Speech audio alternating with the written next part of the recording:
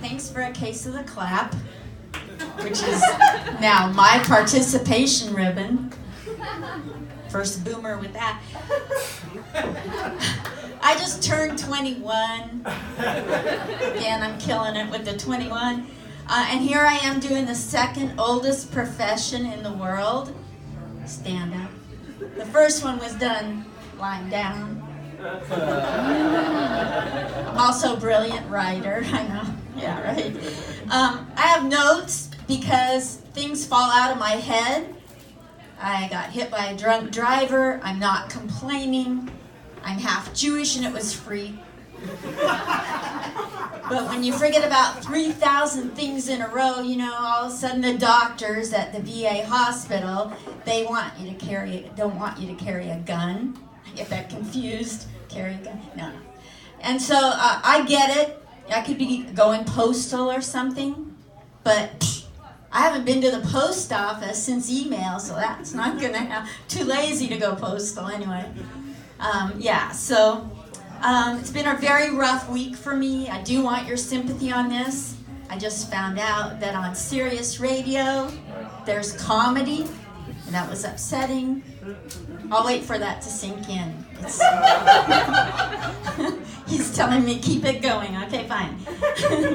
I try to be hip. I really do. Every week I look for a way to be hip. My bank's making it hard. I don't get it. I go in there and I was 25 years a banker before my brain injury.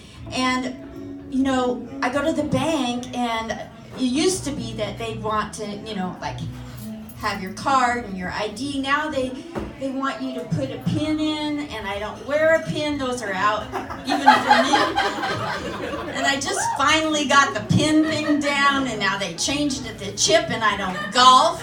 And I don't want to carry around a bag of Lay's and tease them and say you can only have one. You know, it's just a pain in the patootie to go to the bank. I grew up in Oregon in the 50s. So I can say I moved from the Upper West Side of the map, winning at moving. I was in the Army in the 70s. All I did was count money, circle back to being Jewish. What else are you gonna do? Put her with the money. And I thought it was hilarious because we'd throw thousands of dollars in a number 6 lunch sack, you know. They'd come with an armed guard, you know, like it was a big production to come and get their money for they pay in cash back then. Can you believe it? Now we don't even hardly know what cash is. And so they carry all this money out in a lunch bag. I thought it was funny. But, you know, I got that car accident. I have a little tiny, teeny weeny yellow polka, never mind, brain injury. Get those two confused a lot. And I have this brain injury and I forget things, and the thing that really is the hardest to remember is who I'm going home with. So I have to get your help on that. Now with all this stuff I've been through in my life, and thanks to Shakespeare, it's funny sometimes.